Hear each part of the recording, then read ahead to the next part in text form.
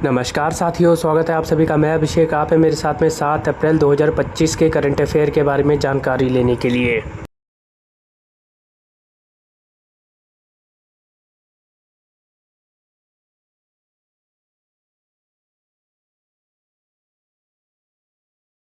साथियों, मैं आपका स्वागत करता हूं अपने चैनल स्मार्ट टीचिंग अभी 20 GS बाई अभिषेक में।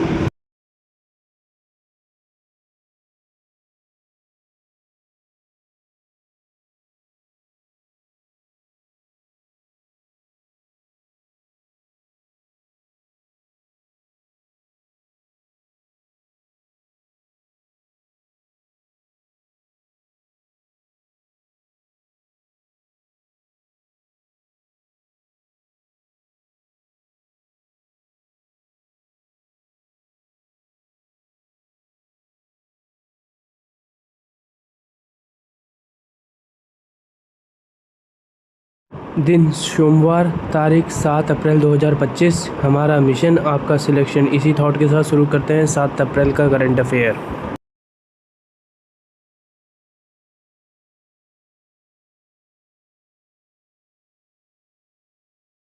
पहला, हाल ही में किसे यूके ने the friend Darington sand master पुरस्कार दिया है? उत्तर है सुदर्शन पटनायक को। आइए इस खबर के बारे में जान लें।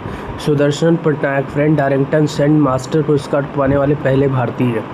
उड़ीसा के प्रसिद्ध रेत कलाकार और मूर्तिकार सुदर्शन पटनायक इंग्लैंड के डॉर्सेट के वेमाउथ में आयोजित सैंडवर्ल्ड के अंतर्राष्ट्रीय रेत कला महोत्सव में कला और संस्कृति में उत्कृष्टता के लिए प्रतिष्ठित फ्रेड डायरेक्टन पुरस्कार जीतने वाले पहले भारतीय बन गए हैं। सुदर्शन को उनके भगवान गणेश की 10 मीटर ऊंची रेत की मूर्ति के लिए यह पुरस्कार मिला। वार्षिक सैंडवर्ल्ड अंतर्राष्ट्रीय रेत कला महोत्सव 5 से 9 अप्रैल 2025 तक दक्षिण इंग्लैंड के काउंटी डॉर्सेट में वेमाउथ में आयोजित किया गया था। अगला, हाल ही में कौन ताशकंद में 150वीं IPU असेंबली में भारत का प्रतिनिधिमंडल का नेतृत्व करेगा? उत्तर है ओम बिरला। आइए इस खबर के बारे में जान लें। ताशकंद में 150वीं IPU बैठक में शामिल होंगे ओम बिरला। लोकसभा अध्यक्ष ओम बिरला 5 से 9 अप्रैल तक उज्बेकिस्तान के ताशकंद में आयोजित हो रहे अंतर संसदीय संघ IPU की 150वीं सभा में भाग लेंगे। बिरला भारतीय प्रतिनिधिमंडल का नेतृत्व करेंगे। लोकसभा अध्यक्ष ओम बिरला सामाजिक विकास और न्याय हेतु संसदीय कार्यवाही विषय पर सभा को संबोधित करेंगे। ताशकंद यात्रा के दौरान ओम बिरला उज्बेकिस्तान में रहने वाले भारतीय समुदाय के सदस्यों और भारतीय छात्रों से भी बातचीत करेंगे। अगला, निखिल सिंघल को उत्तर प्रदेश अनमोल रत्न पुरस्कार से सम्मानित किया गया। नेक्स्ट, दलाई लामा ने शांति और स्थिरता के लिए गोल्ड मरकुरी पुरस्कार जीता। नेक्स्ट, सऊदी अरब 2034 पुरुष फीफा विश्व कप मेजबानी करेगा। नेक्स्ट, सऊदी अरब ने मध्य पूर्व में dream of the desert train launch की। नेक्स्ट, नई दिल्ली के पुस्तक मेले में सऊदी अरब को सम्मानित अतिथि के रूप में चुना गया। नेक्स्ट, महाराष्ट्र के मिराज शहर में बने सितार और तानपुरा को GI टैग मिला। नेक्स्ट, श्रीलंका में रामायण कॉन्क्लेव का उद्घाटन किया गया।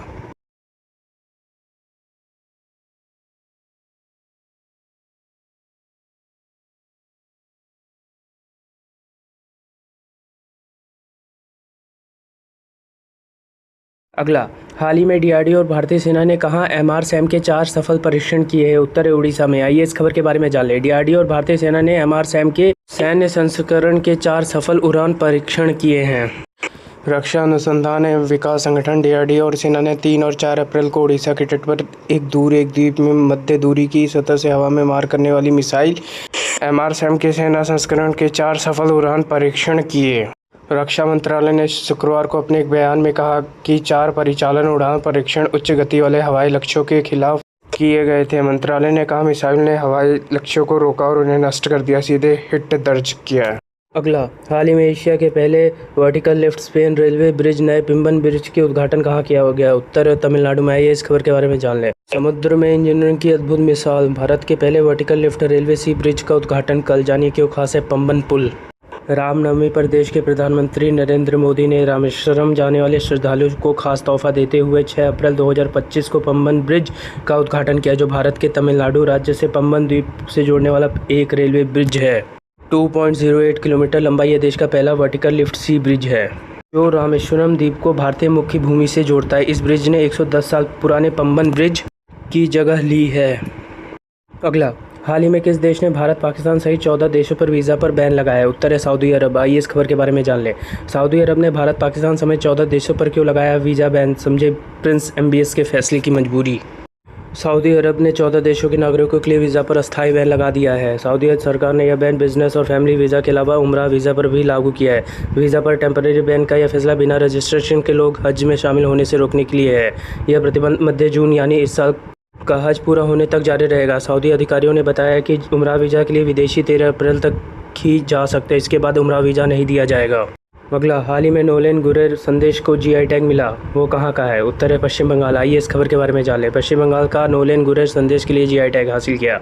पश्चिम बंगाल ने अपने सांस्कृतिक धरोहर के संरक्षण और प्रचार प्रसार के क्षेत्र में एक महत्वपूर्ण उपलब्धि हासिल की है। राज्य के 7 पारंपरिक उत्पादों को हाल ही में भौगोलिक संकेतिक जीआई टैग प्राप्त हुआ है, जिनमें प्रसिद्ध नाले गुरड़ संदेश और बारुईपुर अमरूद शामिल है। इस मान्यता से इन पारंपरिक वस्तुओं को वैश्विक स्तर पर पहचान मिलेगी, जिससे राज्य की स्थानीय अर्थव्यवस्था को बल मिलेगा और उनकी सांस्कृतिक पहचान और सशक्त होगी। इन 7 नए उत्पादों के साथ राज्य में अब कुल 33 जीआई टैग प्राप्त वस्तुएं, जो खाद्य पदार्थों से लेकर वस्त्रकला और हस्तकला तक विविध क्षेत्रों में समेटे हुए हैं। अगला, हाल ही में किस देश ने सद्भावना के रूप में 14 भारतीय मछुआरों को रिहा किया है? उत्तर है श्रीलंका। आइए इस खबर के बारे में जान लें। श्रीलंका ने प्रधानमंत्री मोदी की यात्रा के दौरान विशेष सद्भावना दिखाते हुए 14 भारतीय मछुआरों को रिहा किया है। श्रीलंका ने रविवार को 14 भारतीय मछुआरों को रिहा कर दिया। यह रिहायशी इलाका प्रधानमंत्री नरेंद्र मोदी की श्रीलंका यात्रा के समय विशेष सद्भावपूर्ण रहा। मोदी ने समुद्री सीमा पार करने पर हिरासत में लिए गए मछुआरों के मुद्दे से निपटने के लिए मानवीय दृष्टिकोण का समर्थन किया है। भारतीय मछुआरों को उस समय रिहा किया गया जब मोदी और श्रीलंका के राष्ट्रपति अनुराधापुरा के ऐतिहासिक शहर का दौरा कर रहे थे। अगला, हाल ही में किसने दोनों हाथ से गेंदबाजी करके आईपीएल में नया रिकॉर्ड बनाया है? उत्तर है कमेंडू मेंडिस ने। आइए इस खबर के बारे में जान लें। आईपीएल 2025 के 15वें मुकाबले में सनराइजर हैदराबाद को कोलकाता नाइट राइडर के खिलाफ 80 रन से हार का सामना करना पड़ा। इस मैच में भले ही हैदराबाद की टीम हार गई हो, लेकिन उनके एक खिलाड़ी ने जमकर सुर्खियां बटोरी। ये खिलाड़ी और कोई नहीं बल्कि कमेंडू मेंडिस है। मेंडिस इस मुकाबले में दोनों हाथ से गेंदबाजी करने के चलते चर्चा में आ गए। सितंबर 1998 को गाले, श्रीलंका में जन्मे मेंडिस ने रिचमंड कॉलेज में क्रिकेट खेलना शुरू किया। बचपन से उन्होंने दोनों हाथों से गेंदबाजी करने की क्षमता दिखाई, जिसने उन्हें एक क्रिकेटर के रूप में पहचान दिलाई। उन्होंने मार्च 2025 में हैदराबाद कैंप में शामिल होने के लिए अपना हनीमून तक कैंसिल कर दिया था। अगला, हाल ही में किस देश ने सभी सूडानी पासपोर्ट धारकों के वीज़ा को रद्द कर दिया है? उत्तर है अमेरिका। आइए इस खबर के बारे में जान लें। अमेरिका विदेश मंत्रालय ने कहा कि दक्षिण सूडान पासपोर्ट धारकों के सभी वीज़ा रद्द कर दिए जाएंगे।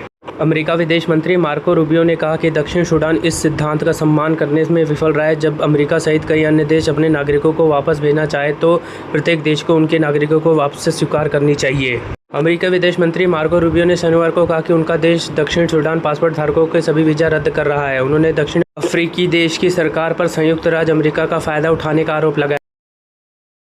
अगला, हाल ही में कौन आयुष्मान भारत योजना में शामिल होने वाला 35वां राज्य बना है? उत्तर है दिल्ली। आइए इस खबर के बारे में जान लें। दिल्ली ने आयुष्मान भारत योजना लागू की और 35वां राज्य बना। दिल्ली सरकार ने राजधानी में बहुप्रतीक्षित आयुष्मान भारत प्रधानमंत्री जन आरोग्य योजना आयुष्मान योजना को लागू करने के लिए केंद्र के साथ एक एमओयू पर हस्ताक्षर किए। इसके साथ ही दिल्ली स्वास्थ्य बीमा योजना को लागू करने वाला 35वां राज्य केंद्र शासित प्रदेश बन गया है। पश्चिम बंगाल अब एकमात्र ऐसा राज्य है जिसने इस योजना को लागू नहीं किया है। यह योजना भारत सरकार की प्रमुख स्वास्थ्य पहल है और अब राष्ट्रीय राजधानी के निवासी भी इस योजना का लाभ उठा सकेंगे। मंत्री रेखा गुप्ता ने इस निर्णय को एक महत्वपूर्ण प्रगति बताया और कहा कि इससे अधिक लोगों को व्यापक स्वास्थ्य कवरेज का लाभ मिलेगा। अगला, हाल ही में कौन एआई में सबसे अधिक निवेश करने वाले 10 देशों में शामिल हुआ है? उत्तर है भारत। आइए इस खबर के बारे में जान लें। भारत एआई में सबसे अधिक निवेश करने वाले 10 देशों में हुआ शामिल। भारत 2023 में आर्टिफिशियल इंटेलिजेंस में निवेश के मामले में दुनिया के शीर्ष 10 देशों में शामिल रहा, जिसमें $1.4 अरब की निजी निवेश किया गया है। अमेरिका पहले स्थान पर रहा, जबकि भारत और चीन 2 मात्र विकासशील देश हैं जिन्होंने एआई में उल्लेखनीय निवेश किया है। संयुक्त राष्ट्र व्यापार और विकास UNCTAD द्वारा जारी टेक्नोलॉजी एंड इनोवेशन रिपोर्ट 2025 में यह खुलासा हुआ कि रिपोर्ट के अनुसार अमेरिका 2023 में $67 अरब वैश्विक एआई के निवेश में प्रथम स्थान पर रहा। अगला, हाल ही में विश्व स्वास्थ्य दिवस कब मनाया गया? उत्तर है 7 अप्रैल को। आइए इस खबर के बारे में जान लें। विश्व स्वास्थ्य दिवस 7 अप्रैल 2025 को मनाया गया। 7 अप्रैल को विश्व स्वास्थ्य दिवस के रूप में मनाया जाता है, जो विश्व स्वास्थ्य संगठन WHO की वर्षगांठ का भी प्रतीक है, जो संयुक्त राष्ट्र का एक विभाग है। हर साल WHO एक विशिष्ट सार्वजनिक स्वास्थ्य चिंता पर ध्यान केंद्रित करता है, जिसके दौरान विभिन्न स्वास्थ्य देखभाल संगठन राष्ट्रीय और अंतर्राष्ट्रीय दोनों आगे आते हैं और दुनिया भर में फैली विभिन्न स्वास्थ्य चिंताओं के प्रति प्रयास करते हैं।